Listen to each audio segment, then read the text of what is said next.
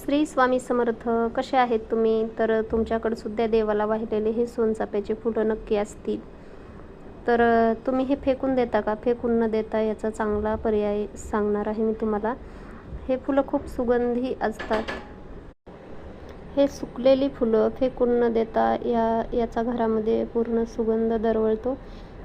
तर एका वाटीमध्ये मी असं घेतलेले आहेत आणि याच्यावर कापराची वडी टाकून जाळायची आहे.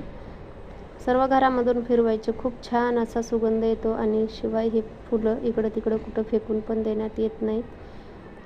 तर तुम्ही सुद्धा हा पर्याय नक्की करून बघा आणि नक्की कमेंटमध्ये सांगा की खरंच सुगंध येतो का. खरं तर जेवढे फुलं हे वाळलेले असतील तेवढा याचा सुगंध जास्त येतो. तर तुम्ही सुद्धा हा पर्याय नक्की करून बघा आणि कमेंटमध्ये नक्की काही तुम्हाला इच्छानुसार काही लिहायचं असेल, विचारायचं असेल तर तुम्ही नक्की विचारू शकता.